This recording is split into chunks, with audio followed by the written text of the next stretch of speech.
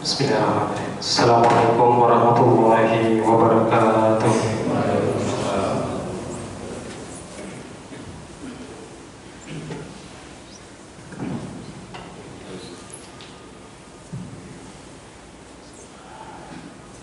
Allahu Akbar, Allahu Akbar, Allahu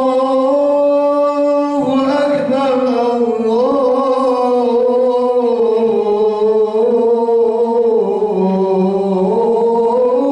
Akbar. Asyhadu an la ilaha illallah. Asyhadu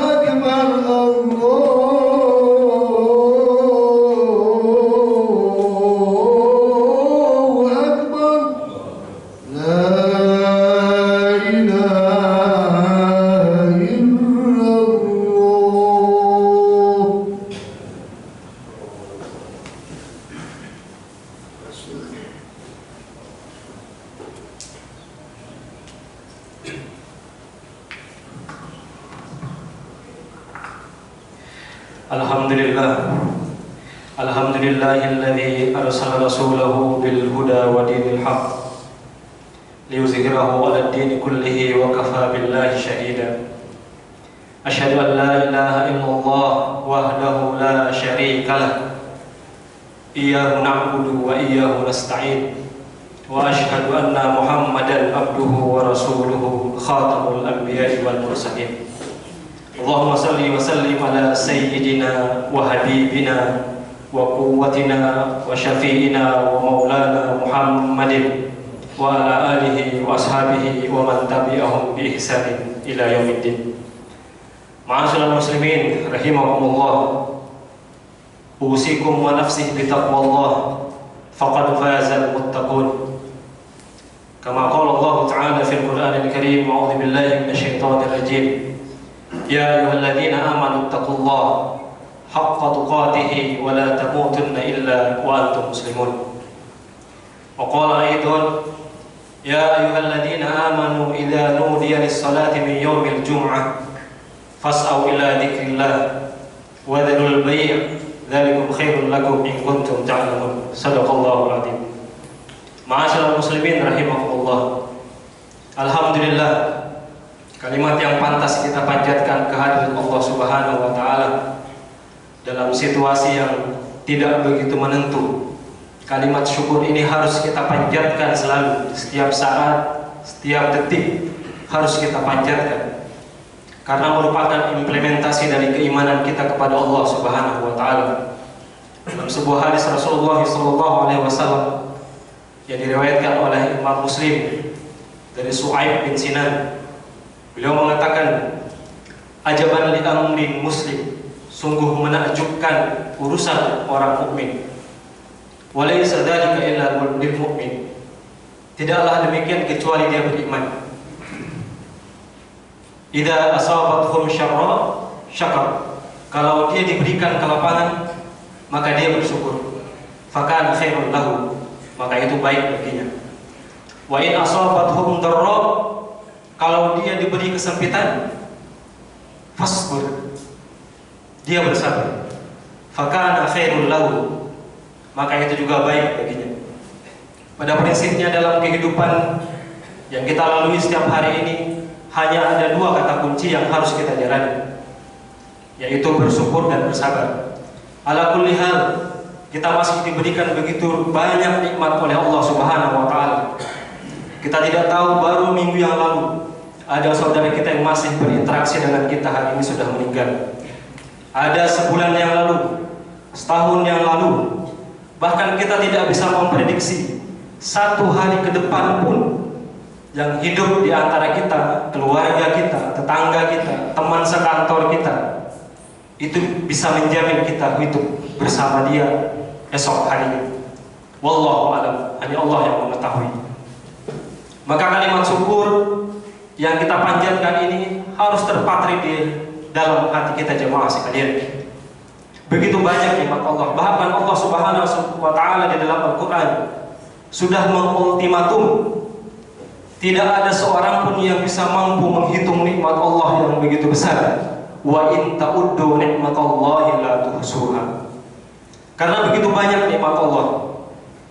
Dari begitu banyak nikmat Allah, maka satu pun tidak pantas atau tidak patut untuk kita perhitungkan di hadapan Allah. Hanya satu kalimat yang pantas, yaitu kita syukuri apa adanya. Menikmati semua yang diberikan oleh Allah Subhanahu wa taala merupakan representasi rasa iman kita. Jaminan rezeki kita setiap hari, jaminan umur kita setiap hari merupakan hak prerogatif Allah Subhanahu wa taala.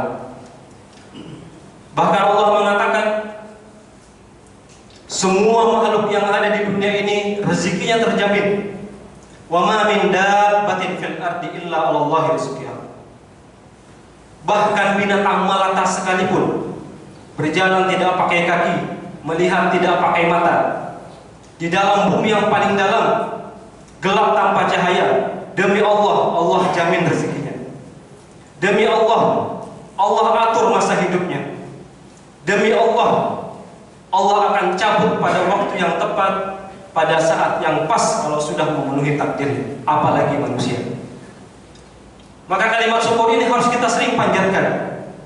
Kita tidak tahu di 2022 seperti ini jamaah sekalian, dunia yang tidak bisa diprediksi keadaannya. Kalau kita lihat dan baca beberapa informasi kasus COVID misalkan, dan sekarang variannya naik, di beberapa instansi pemerintahan, sekolahan sudah mulai ditutup. Kita mau lari dari mana? Kita mau lari kemana?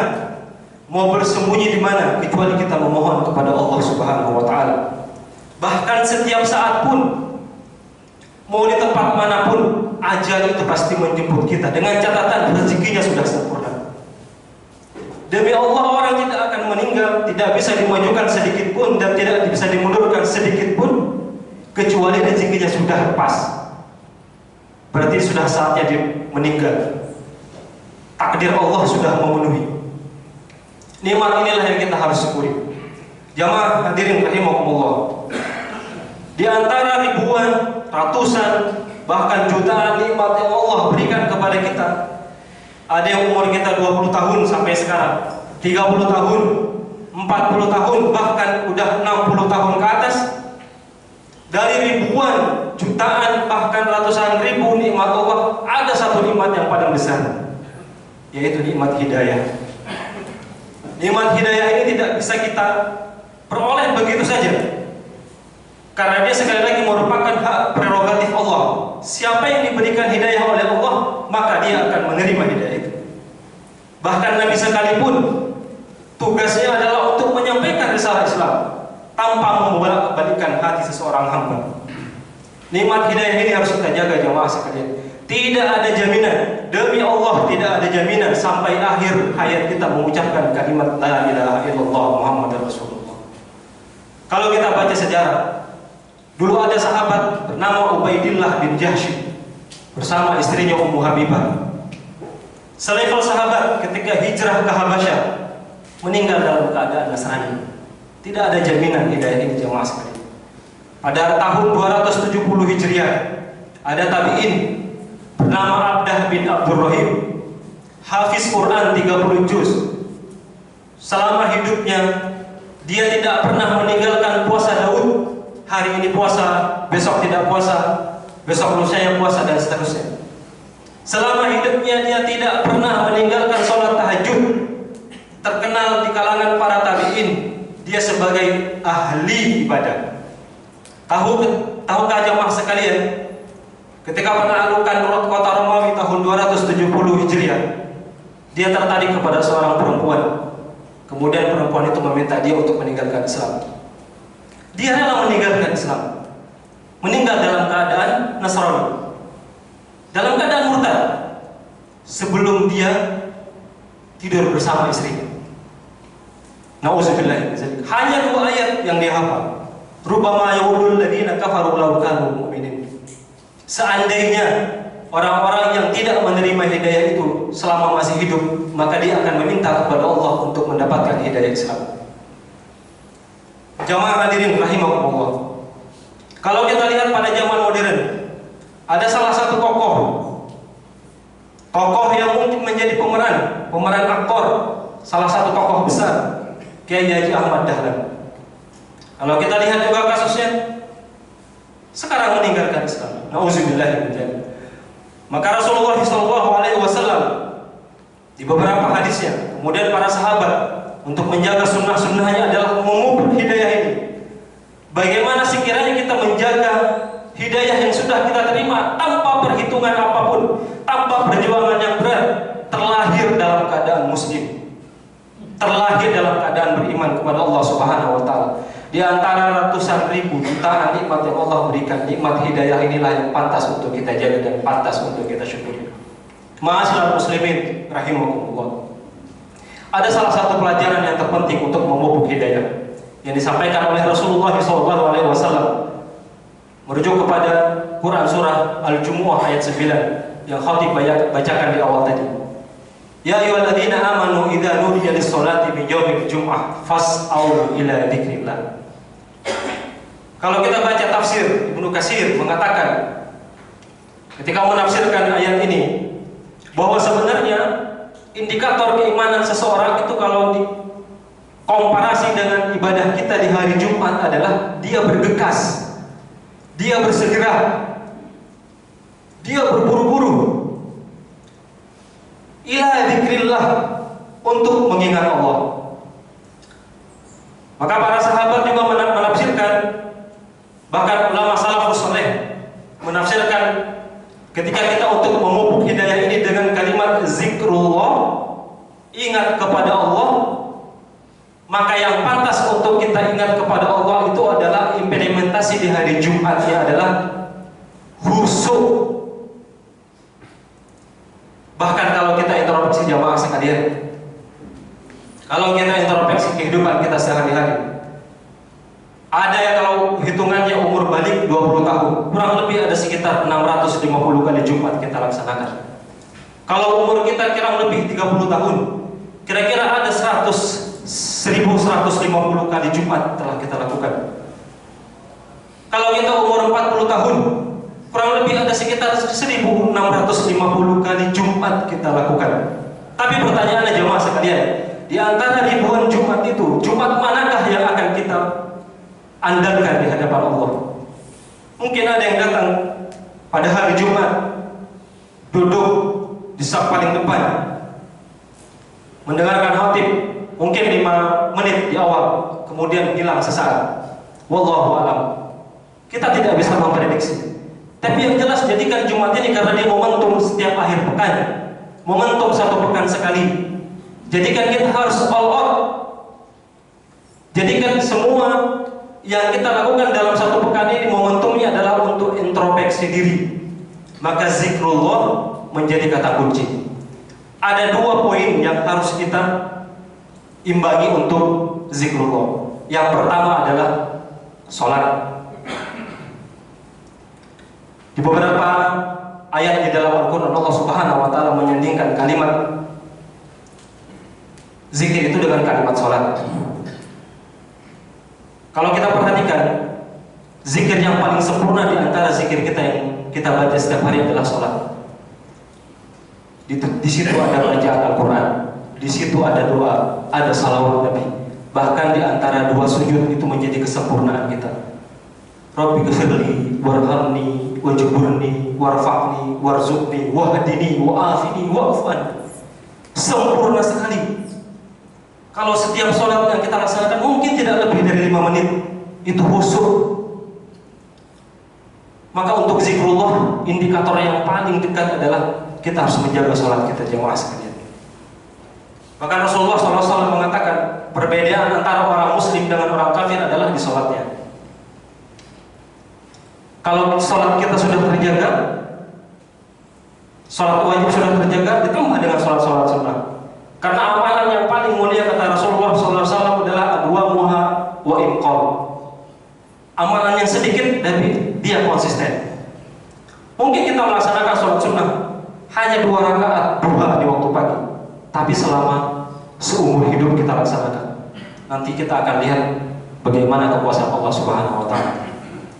Yang kedua, selain sholat yang dikatakan untuk memuput zikrullah adalah membaca Al-Quran. Kalau kita introspeksi, karena momentum Jumat ini adalah momentum yang paling pas untuk kita mengintrospeksi semua amalan kita dalam satu pekan. Kalau boleh jujur, mungkin di antara kita ada yang sudah khatam 1 juz per hari, bisa membaca Al-Quran 1 juz per hari, khatam dalam 1 bulan, 30 juz dalam 1 bulan. Dulu sekitar 5 atau 10 tahun yang lalu, ada orang yang bisa mengkhatamkan Al-Quran 30 juz dalam 1 bulan, itu sudah luar biasa. Tapi sekarang kita bisa lihat, dengan akses media informasi yang begitu kencang di belahan dunia manapun, kita bisa melihat anak yang umur di bawah 10 tahun bisa hafal Al-Quran 30 juz. Bukan cuma khatam, tapi dia bisa hafal Al-Quran 30 juz. Kalau boleh jujur, sebelum kita datang kepada majelis Jumat ini, sudahkah kita membaca Al-Quran? Kalau boleh jujur, sebelum kita melangkahkan kaki kita ke majelis yang paling mulia ini, majelis Jumat ini, sudahkah kita mengkhatamkan Al-Quran? Kalau boleh jujur, sebelum kita datang ke majelis ini, sudahkah kita membaca Al-Quran 1 juz dalam 1 minggu?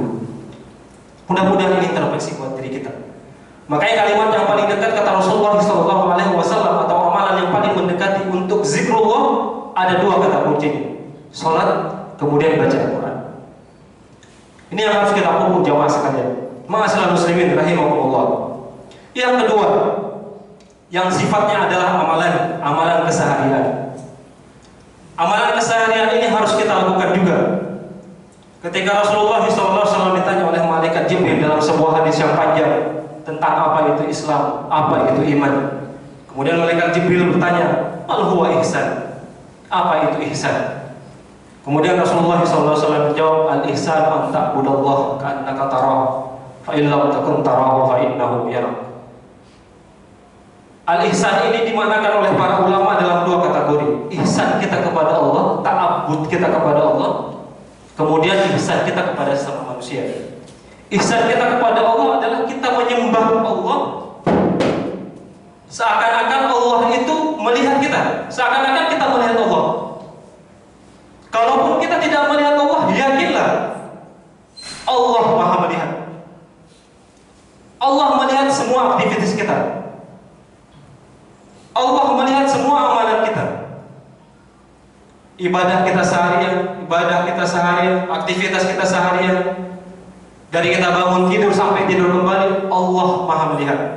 Yakinkan di hati kita bahwa Allah itu dekat. Maka tidak mungkin jamaah sekalian, kalau kita merasa diawasi oleh Allah, tidak mungkin ada yang melakukan maksiat. Tidak mungkin ada orang yang bisa melakukan pelanggaran sekecil apapun. Tidak mungkin dia akan mengkhianati Allah karena dia merasa ditatap oleh Allah. Perasaan inilah yang harus kita hadirkan dalam kehidupan kita sehari-hari. Yang kedua adalah ihsan dalam hubungan kita sesama manusia. Ihsan ini yang dimaknakan oleh Nabi Isa alaihissalam. Kata Nabi Isa, laisal ihsanu an tuhsinu ila man ahsana ilaik. Bukanlah berlaku baik kalau kita berlaku baik kepada orang baik. Kata Nabi Isa, bukan itu kebaikan. Laisal ihsan an tuhsinu ila man ahsana ilaik. Dulu waktu kita di kampung, waktu bapak-bapak dulu kita masih kecil, kalau kita diberikan oleh tetangga satu baskom makanan, satu tempat makanan, kurang etis kalau kita kembalikan baskom itu tanpa ada isinya atau dalam keadaan kosong, pasti diisi lagi. Apakah itu ihsan? Kata Nabi Isa, laisa ihsan. Bukan itulah ihsan, itu biasa. Orang membalas kebaikan dengan kebaikan itu biasa. Tapi kata Nabi Isa adalah al-ihsanu an tuhsinu ila man asaa ilaik. Engkau berlaku baik kepada orang yang berlaku jelek kepadamu. Engkau berlaku baik kepada orang yang tidak berbuat baik kepadamu. Maka sebenarnya sempurnalah kehidupan kita jemaah sekalian. Karena ini levelnya paling tinggi. Karena kalau kita lihat dalam kehidupan sehari-hari memang berat. Perhitungannya memang berat. Apa yang kita bisa lakukan? Kalau kita melakukan kebaikan, membalas kebaikan dengan kebaikan, membalas angka 10 dengan 10 kebaikan, itu biasa. Tapi membalas kejahatan, membalas kejelekan dengan kebaikan, memaafkan orang yang berbuat salah kepada kita, itu sungguh luar biasa di hadapan Allah Subhanahu wa taala. Maka poin kedua ini untuk menjaga hidayah adalah di antara untuk mendekatkan amalan-amalan ruhiyah kita kepada Allah dengan sholat kita harus jaga, ditambah dengan amalan-amalan sunnahnya. Kemudian membaca Al-Quran. Kemudian yang selanjutnya adalah ihsan, karena ini hubungan kita dengan sesama manusia. Ma'asyiral muslimin rahimakumullah yang dirahmati Allah. Yang terakhir sekali adalah kita coba berusaha menghindari semua perbuatan yang sia-sia. Sebagai penutup di akhir khutbah ini, untuk menambah komitmen kita memupuk hidayah ini, kita sempurnakan dengan kita meninggalkan hal-hal yang sia-sia. Dalam sebuah hadis yang diriwayatkan oleh Imam Tirmizi dan Ibnu Majah dari Abu Hurairah mengatakan min husnil Islam mar'ihi tarkuhu ma la ya'ni. Di antara kesempurnaan Islam seseorang itu adalah dia meninggalkan perkara yang sia-sia. Ada satu kata kunci untuk meninggalkan perkara yang sia-sia. Kalau jemaah sekalian perhatikan di kitab-kitab hadis, maka niatnya dibenarkan. Khatib sering menyampaikan di beberapa tempat, ada perbedaan orang yang masuk ke masjid hanya sekedar mengecas handphone dengan mau melaksanakan sholat sunnah 2 rakaat, itu beda catatannya di hadapan Allah. Itu ada di niat. Mungkin ada orang yang datang ke masjid, dia mau mengecas handphone juga, tapi dia ngambil wudu, kemudian dia sholat tahiyatul masjid 2 rakaat, niatnya untuk ibadah. Selepas itu dia ngecas handphone, tapi dicatat oleh Allah Subhanahu wa taala sebagai pahala kebaikan. Hanya ada di niat, tidak ada yang sia-sia. Kita tinggalkan perkara yang sia-sia, poinnya adalah ada di niat. Karena semua aktivitas kita ini, Imam Syahid Hasan Al-Banna mengatakan al-wajibatu aktsaru minal awqat. Kalau kita hitung-hitung 24 jam waktu kita hidup ini sebenarnya tidak cukup daripada kewajiban yang ada. Kewajiban pada orang tua, pada anak, istri, tetangga, dari bangun tidur, masuk kamar mandi, sarapan. Kalau kita hitung-hitung kewajiban, serasa kurang. Apalagi aktivitas di kantor, dari jam 7 atau jam 8 pulang jam 4 atau jam 5 sore, serasa cukup, serasa tidak cukup. Jadi ada satu kata kuncinya untuk meninggalkan perkara yang sia-sia. Niatkan semua aktivitas kita, apapun bentuknya adalah niatkan untuk ibadah. Kullu hayatuna ibadah. Keluar rumah membaca doa, niatnya ibadah. Semua aktivitasnya selama di kantor insya Allah dicatat sebagai ibadah. Maka akan mendapatkan pahala yang setimpal di sisi Allah Subhanahu wa taala. Barakallahu li wa lakum fil Qur'anil Karim wa nafa'ani wa iyyakum bima fihi minal ayati wa zikril hakim. Aqulu qawli hadza fastaghfiru innahu huwal ghafurur rahim.